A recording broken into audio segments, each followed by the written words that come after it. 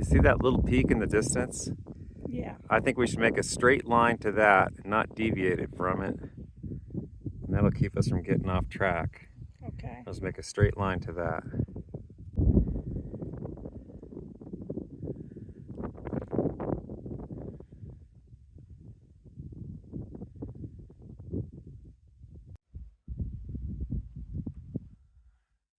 Here's the view from the cabin.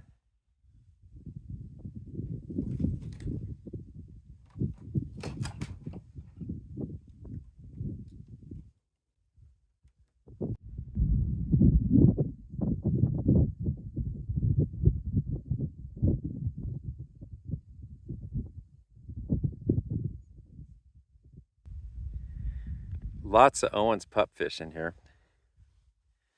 I love watching the sand getting stirred up on the bottom. I could just watch that for a long time. It's mesmerizing.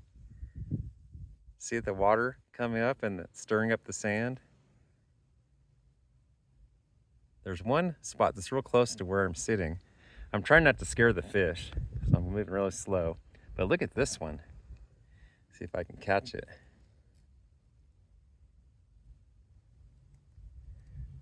See all the sand getting stirred up? You can tell that's where the water's coming in. Oh, that's so interesting.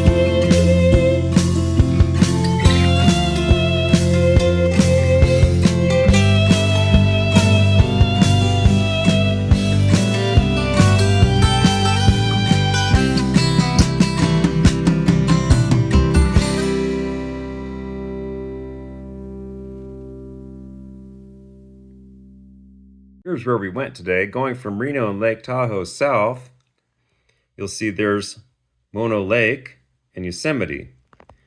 And we came right over here off of US 395 south, cut over here on 120. Now this road here is seasonal. It's closed during the winter. There's gates on this end and on this end before you get to Benton Hot Springs. But we were right in this area. We have this really cool museum in Hawthorne called the Ordnance Museum. It has a lot of military memorabilia and so forth. But we're not going there today. We're gonna go right around the corner because there's another spot that has a museum, and it's called the Mineral County Museum. And it's right on the other side of this park where you can stop from your trips along the highway, right there. And it's right across the street. Let's see if Kelly has any information concerning the pupfish. Let's see if we can catch Kelly. She might have some information on the pupfish. Good morning. Good morning. You know, I consider you one smart cookie. And I bet you got some information on those pupfish, because we have the pupfish in Nevada. The Owens Pupfish were declared extinct in 1940, but they were rediscovered in 1964. Wasn't there a biologist from Michigan who single-handedly, I was reading that he single-handedly saved the Owens Pupfish? He found the last pool that they were in, and he noticed that the pool was quickly drying up and that they all would have perished. And he took buckets and relocated the fish with buckets and found other suitable habitat and single-handedly saved the Owens Pupfish. And the Department of California Fish and Wildlife had 700 of them and relocated them to the preserve. And we noticed there was thousands of them there. And I read that those little pupfish, man, they are prolific. When they find a suitable home, they're super prolific. So they're doing great. Yeah, they are. Here's a close-up map of where we went. Here's Highway 120. We went past the Cow Track Mountains and the Granite Mountain Wilderness. Right where there's this curve in the road, you'll see there's another dirt road that breaks off. And that leads to the River Spring Lakes Ecological Preserve. It's only 3 miles from the highway. It's a straight gravel road. It's in good condition. And you'll notice it's only 5 miles from the Ecological Reserve to the state line of Nevada. And that's where we're from, Mineral County. And you'll notice in the area that there's several lakes. We actually ended up hiking out in the desert to this Adobe Lake. It turned out to be a dry lake. And then we went and saw the pupfish here, the Owens Pupfish, at the Ecological Preserve. And we looked at Antelope Lake, which is a dry lake. And we also went all the way down to Black Lake. We drove down there and took a look. That's a land trust that's open to the public. It's a nature preserve that's privately owned. This is our library in Hawthorne. Stop in at the Mineral County Library and see if they have any information or any pictures on the pupfish.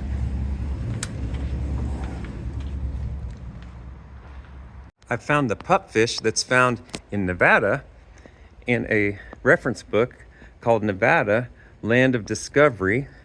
It's got a really nice big picture of one that's a related species found on the Nevada side. That's the Big Springs pupfish. Here's a map of the original range of the Owens Pupfish. There's Mono Lake, and here's over in the area that we were at. The Owens River Valley drainage is in green. Here's a picture of a related species, the Amargosa pupfish, and you can see how small they are.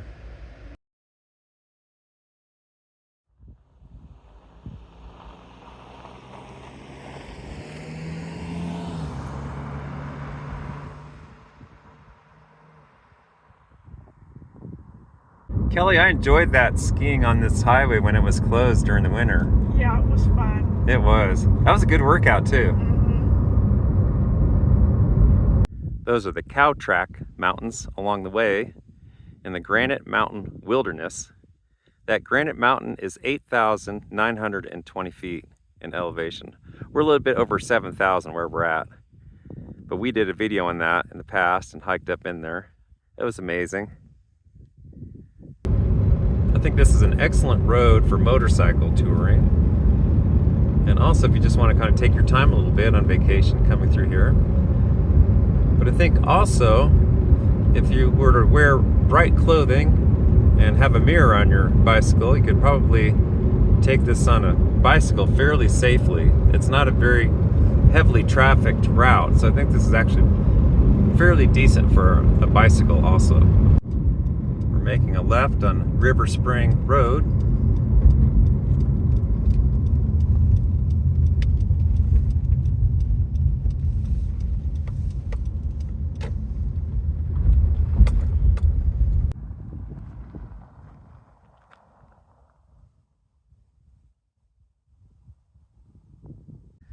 There's Boundary Peak in the distance, the border between California and Nevada. A lot of smoke on it today. It's all coming from that fire in Fresno County, the Garnett Fire.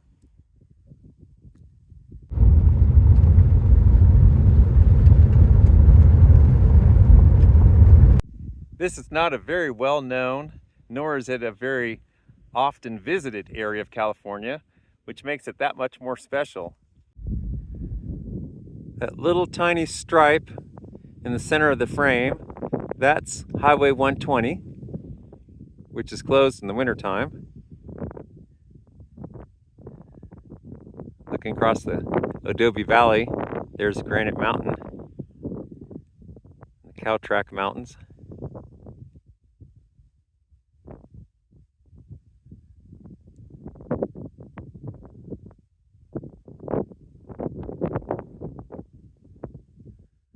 Hard to find solitude in the world these days.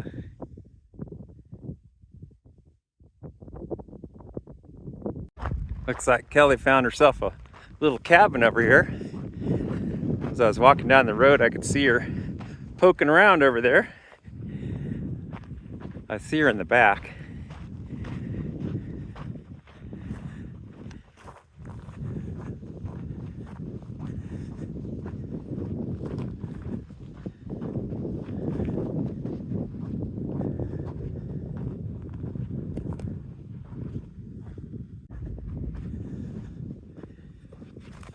Here's this old cabin on the property.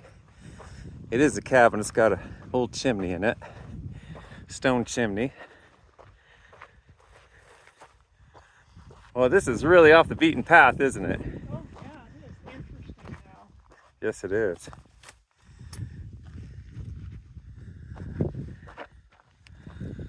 There's what's left of it. There's a bed frame with the spring still on it. That was the doorway. That's the fireplace with some tin. Oh, it has a big fireplace. Look at that chimney. That's a big one. Well, I imagine it got pretty cold in the winter being out here.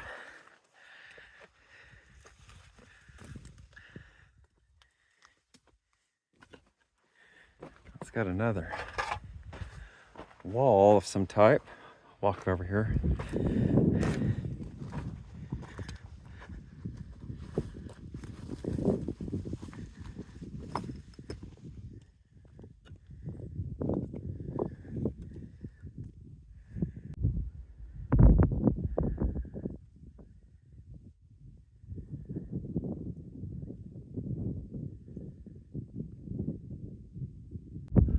Here's a little close-up of the old cabin.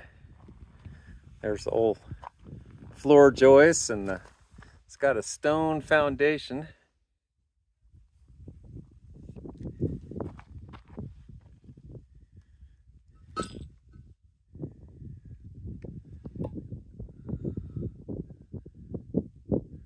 There's the hearth.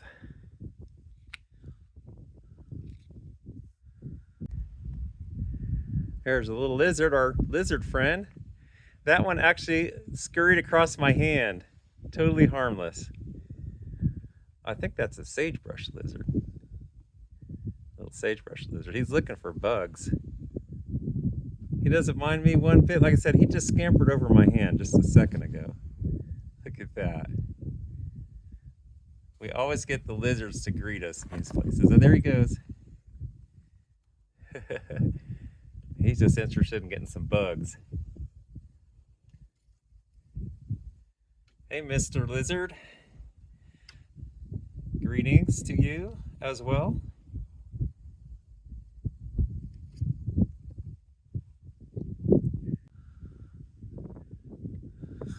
Oh, looks like this cabin's a wreck. But it looked like it was a pretty nice little comfy place with that big fireplace at one time. There's what's left of the roof.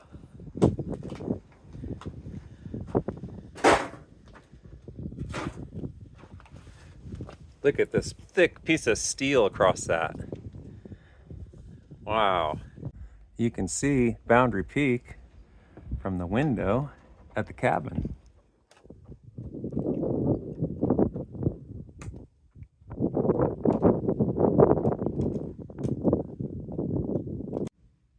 This is all that's left covering the interior of the walls.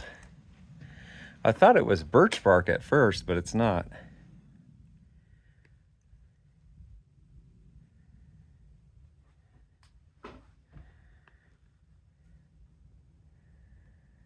There's an old piece of linoleum on the side of the wall. Underneath that,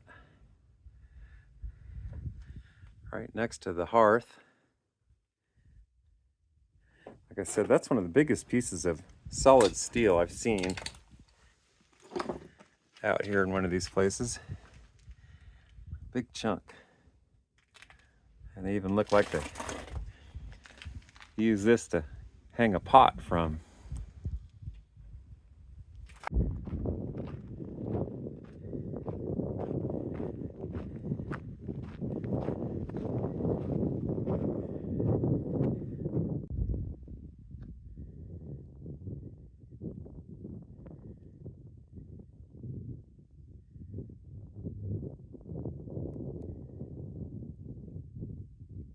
There's a place where you can walk through.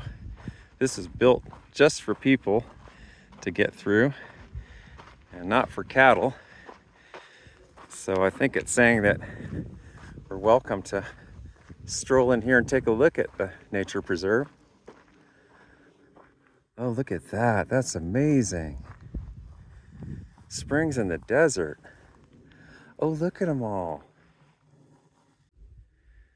I like how all the sand kicks up from the spring. Look at that. It's like a natural seep feeding that.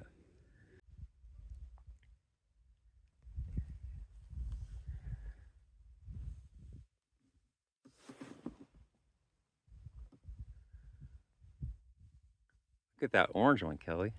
Gosh, that is a weird looking bug. Yeah, it's a big dragonfly. Huge. I like the color. We've seen some that are blue and some kind of green, and that one's a bright red. The cabin probably got its fresh water right from this spring where the pupfish live.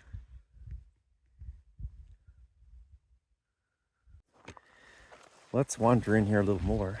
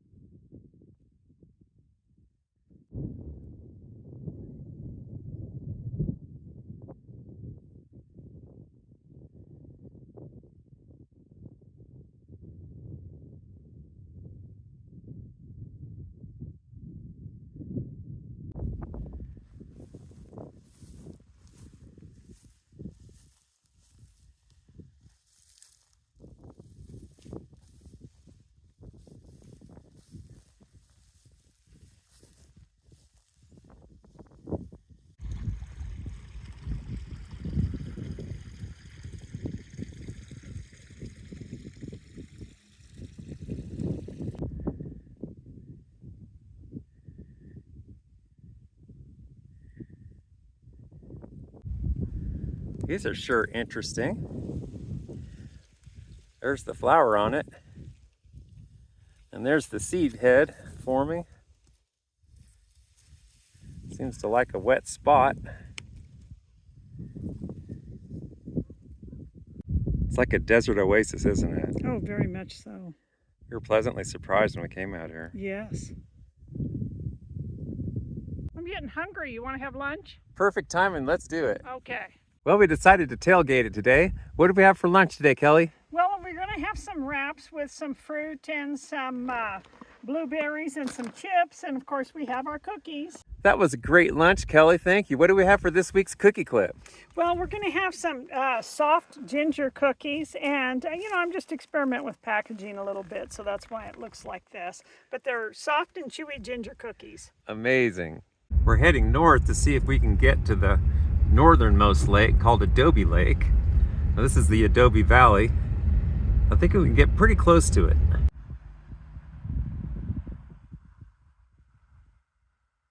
Pulled off on the dirt road, and we're gonna see if we can make it the rest of the way to Adobe Lake. I don't know, Kelly. I'm already starting to see a lot of bones in here. They're everywhere.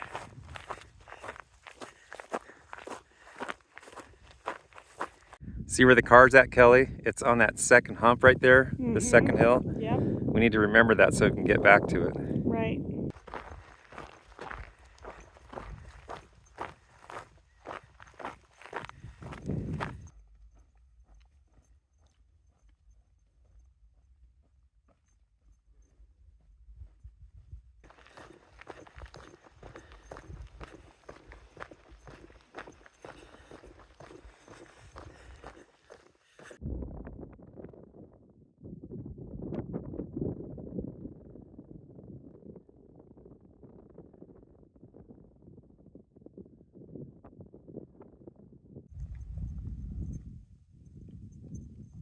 Well, there's that lake that we went to.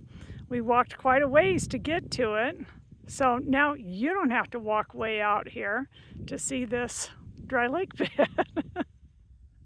Well, I noticed this salt flat here, just underneath, it's about maybe 3 or 4 inches. It's wet mud. And the ground here gives a little bit. I've noticed there's no animal tracks out here, so I'm thinking it's probably not safe to go much further. We'll go a little bit farther though. So underneath all this alkali, it's soaking wet mud. And if you notice, there's no animal tracks out here. There's no burros, horses, cattle, deer, antelope, nothing is going out here. That tells me that they probably know not to walk on this. Doug is just testing it out there. Kind of feels that we probably will not be walking out that way, but he's just testing it to see what it's like. So this is what I found out there. It's like either insects, casings, or dead shrimp or something like that. But see them all? It's like the bodies of them. It's either some kind of an insect or some type of a brine shrimp. I'm not sure. Maybe one of our viewers can tell us what that is, but there's drifts of them out there.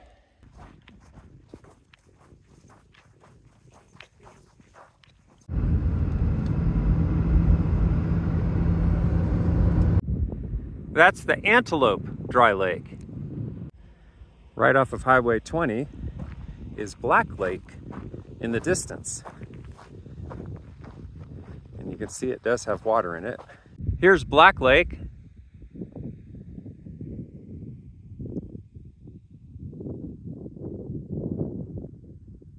Well, here's the information on the Black Lake Preserve. It's actually private property, and its property donor is Michelle Browner. It's 526 acres, and it's basically land use that's been protected forever. It's a land trust, and you can use it during the day, and you can hike in here on foot. There's no hunting, camping, stoves, or fires or anything like that, but we can apparently go for a walk in here. Let's go for a walk in here real quick. He's been careful, that barbed wire. Kind of curious to see what the water is like, how close we can get to it.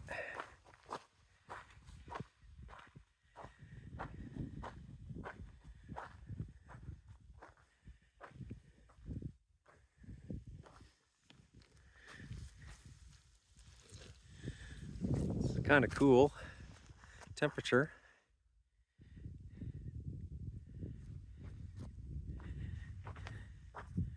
Really interesting little lake. I'll bet this is used by migratory waterfowl and shorebirds and things on their migration. What a nice little spot.